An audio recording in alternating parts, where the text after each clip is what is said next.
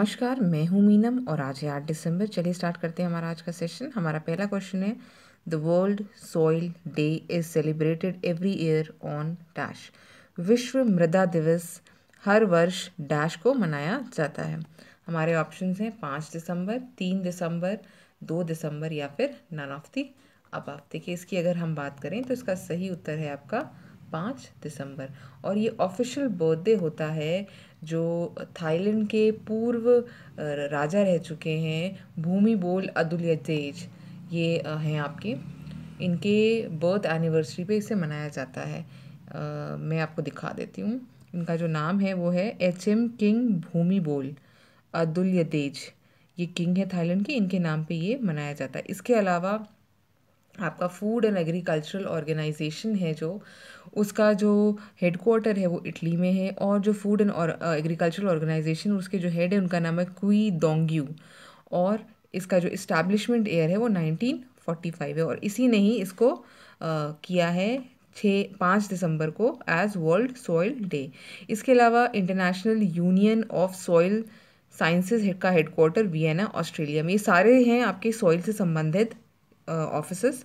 और इसके अलावा अगर हम फूड एंड एग्रीकल्चरल ऑर्गेनाइजेशन की बात करें तो इसका जो कैंपेन है वो है keep soil alive protect soil diversity. मिट्टी को जीवित रखें, मिट्टी की जैव विविधता की रक्षा करें। देखिए, इस तरह क्वेश्चंस आते हैं तो ये चीज़ें भी आपको जानना आवश्यक है।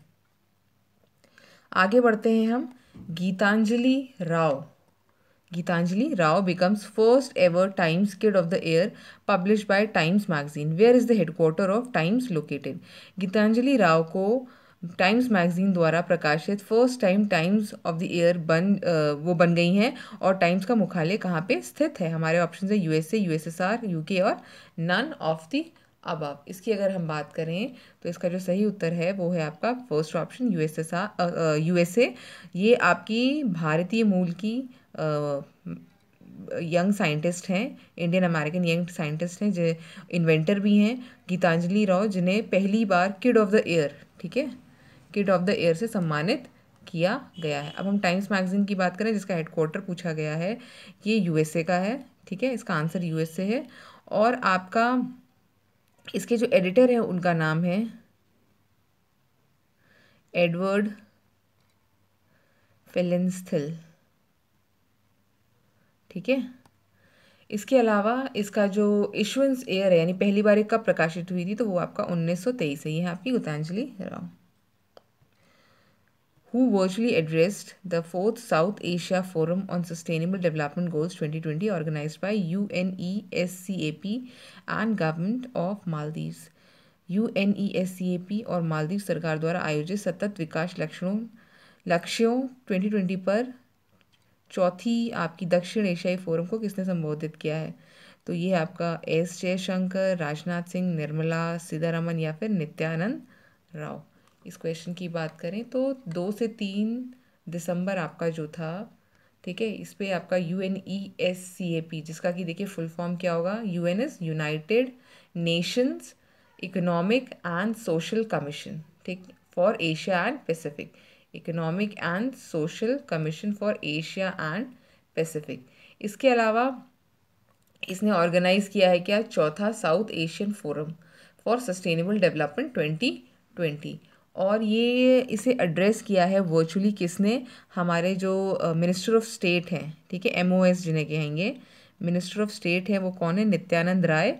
इन्होंने इसे वर्चुअली एड्रेस किया है, जो कि मिनिस्ट्री ऑफ होम अफेयर्स के अंतर्गत आता है। आगे बढ़ते हैं हम अगले क्वेश्चन पे। Who has become the fortunes business of the year 2020? वर्ष 2020 के फॉर्चून के बिजनेस पर्सन कौन है?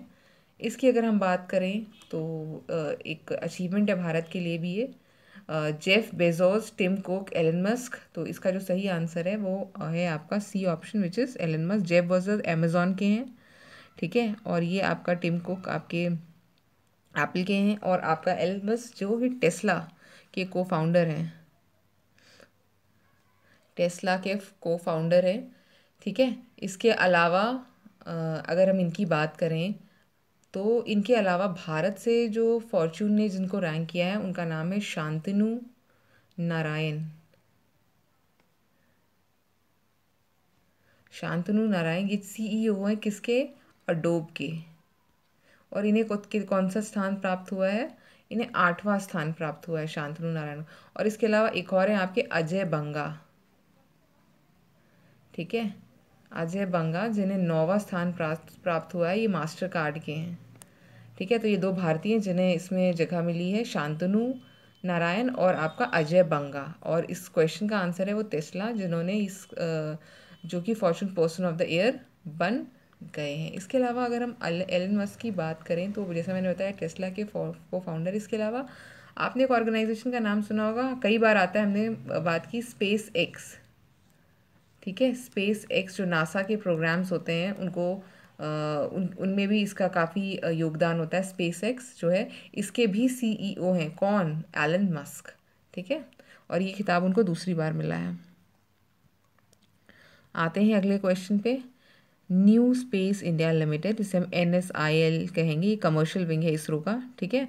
Department of space DOS has signed a compact with which private firm to launch India's first private remote sensing satellite on ISRO's PSLV in 2021। New Space India Limited अंतरिक्ष विभाग ने 2021 में इसरो के PSLV में भारत का पहला निजी रिमोट सेंसिंग उपग्रह लॉन्च करने के लिए किस निजी फर्म के साथ एक समझौता किया है? ऑप्शन है space x, virgin galactic, pixel space. Space x अभी मैंने आपको बताया, इसके CEO कौन है? एलन मस्क हैं, टेस्ला वाले, ठीक है, जिन्हें business person of the year का अवार्ड सम्मानित किया है किसने? फॉर्च्यून ने। इसके अलावा इस क्वेश्चन की बात करें तो इसका सही आंसर है आपका पिक्सल स्पेस, जो कि एक सैटेलाइट इमेजिंग स्टार्टअप है, ठीक है, ये एक तरीके का। और इसके तहत आपका NSIL जो है आपका, ठीक है, NSIL और आपका जो DOS है, इन दोनों ने करार किया है टू लॉन्च इंडिया का पहला remote sensing satellite on ISRO, ठीक है, जो कि PSLV रॉकेट लॉन्च करेगा। PSLV polar satellite launching vehicle, ये आपका PSLV है। 4 चरणों का रॉकेट होता है ये आपका पोलर सैटेलाइट लॉन्च व्हीकल, ठीक है।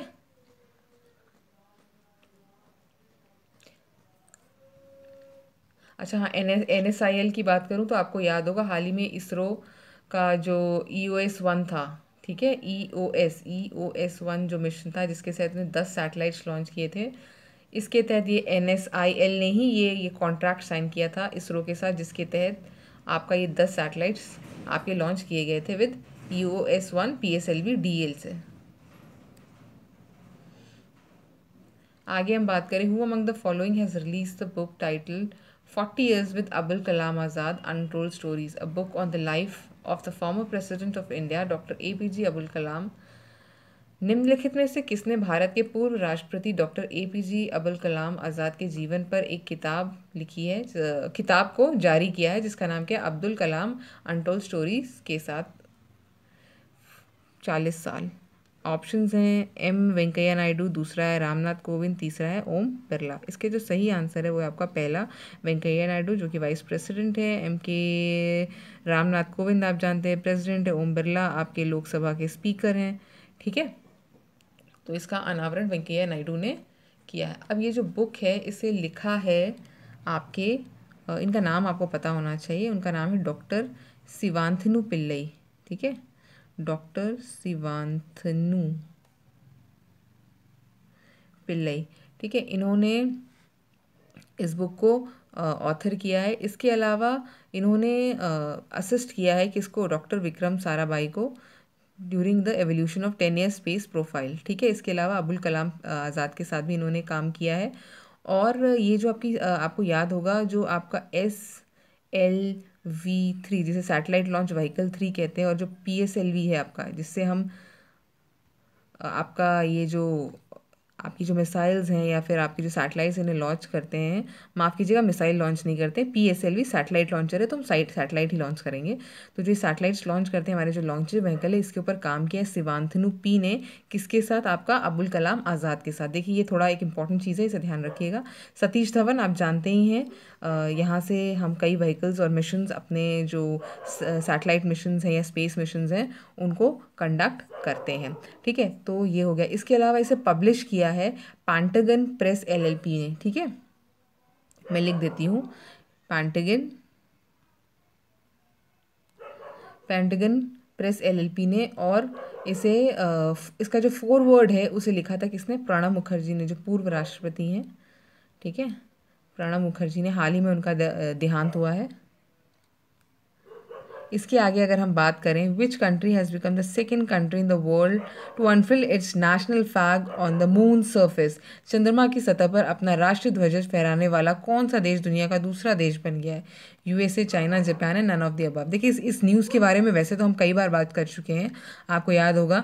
इसका जो सही आंसर है वैसे चैंग है, माफ़ कीजिएगा, चैंग नहीं, चाइना है, जिसने अपना जो चैंग 5 मिशन है, जिसके तहत मून पे इसने अपना ये सैटेलाइट भेजा था, जो कि लगभग 2 किलो आपका लूनर सॉइल कह लीजिए, या लूनर आपका जो वहाँ से जो कह लीजिए लेकर आया है, सॉइल या रॉक सैंपल्स वहाँ से लेकर आया है, उसके ऊपर स्टडी की जाएगी। देखिए इसमें 2 चीज़ें आपको ध्यान रखनी है। ये दूसरा देश बना है जिसने नेशनल फ्लैग वहाँ पे अनफील किया। पहला देश कौन सा है? यूएसए है, और दूसरा आपका चाइना है। ठीक है, इसके अलावा ये तीसरा देश है जो कि वहाँ से सैंपल्स लेकर आया है।